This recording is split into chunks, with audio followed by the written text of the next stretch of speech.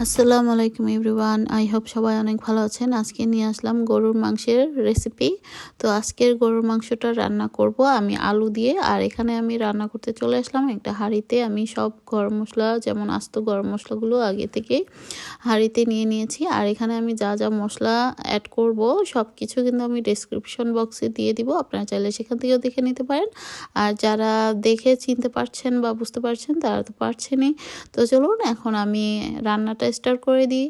তো এখন আমি সামান্য পরিমাণে তেল দিয়ে দিয়েছি হাঁড়িতে, দিয়ে মশলার সঙ্গে একটু ভালো মতো মশলাটাকে আগে আস্ত মশলাগুলোকে একটু ভেজে নিলাম। তারপর দিয়ে দিলাম পেঁয়াজ কুচি, রসুন টমেটো কুচি, দিয়ে দেব আদা রসুন পেস্ট। তো সব কিছু দিয়ে আমি মশলাটাকে খুব ভালো মতো লবণ দিয়ে কষিয়ে নেব।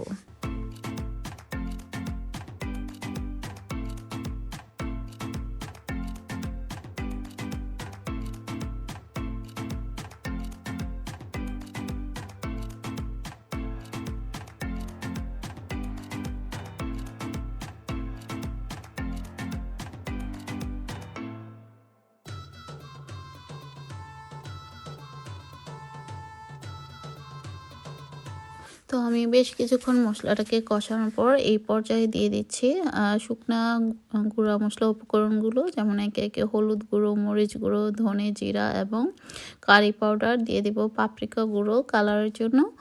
আর সবার শেষের দিকে আমি গরম মশলা গুঁড়ো সামান্য একটু অ্যাড করব। আপনারা চাইলে প্রথম দিকেও দিতে পারেন। আমি প্রায় সময় হয়তোবা দেখাই যে প্রথম দিকেও দিই, আবার শেষের দিকেও সামান্য একটু দিই। তবে আজকে আমি একদম শেষের দিকে গরম মশলা গুঁড়োটা অ্যাড করব। আর যেহেতু আমি এখানে আস্ত গরম মশলা অনেকগুলো অ্যাড করেছি, তাই আসলে ভাবলাম যে শেষের দিকে দিই, স্মেলটা ভালো থাকবে। তো এই তো সব কিছু দেওয়ার পর আমি একটু পানি দিয়ে মশলাটাকে আবারও ভালো মতো কষিয়ে নিচ্ছি, পেঁয়াজটাও যতক্ষণ না নরম হয়ে আসে এবং তেলটা উপরে ভেসে আসছে।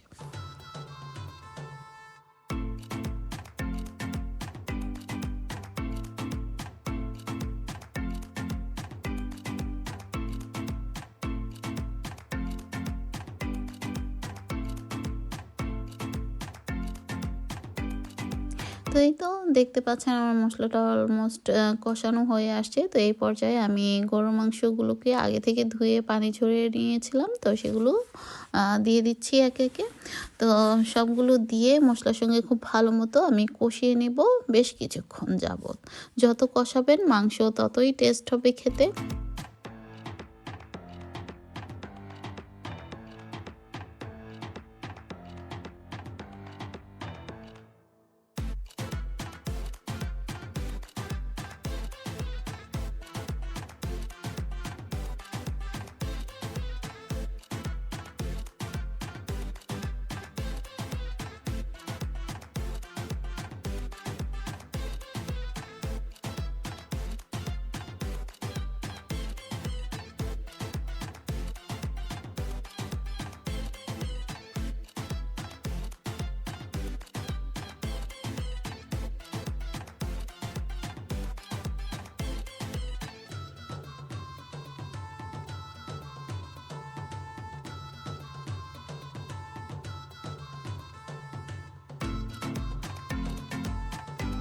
তো আমি একটু পরপরই নেড়ে চেড়ে দিচ্ছিলাম। আর মাঝখানে কিন্তু আমি পানি দিয়ে আম অনেকক্ষণ যাবৎ সিদ্ধ করে নিয়েছি।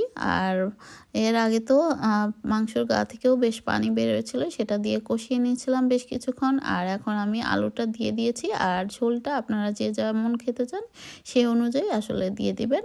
তো আলুটা দিয়ে আমি সামান্য একটু পানি অ্যাড করব, যেমন ঝোলের পরিমাণটা আমি আরেকটু রাখবো। তো সেই অনুযায়ী আসলে দিয়ে দিচ্ছি। আর সামান্য একটু গরম মশলা গুঁড়ো অ্যাড করব, এবং চাইলে আপনারা এই পর্যায়ে কাঁচামরিচ বা ধনেপাতাও অ্যাড করতে পারেন। আর টেস্ট অনুযায়ী লবণটা অ্যাড করে দিতে হবে।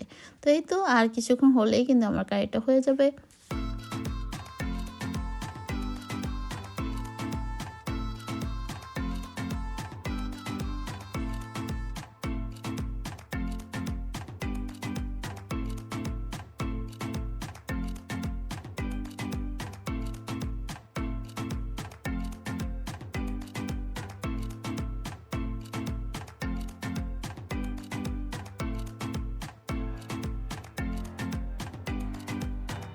তো আমার রান্নাটা কিন্তু অলমোস্ট হয়ে গিয়েছে, দেখতেই পাচ্ছেন। আর কালারটা এত সুন্দর আসছে কি আর বলবো, আর খেতেও মাশাআল্লাহ অনেক সুস্বাদু হয়েছে।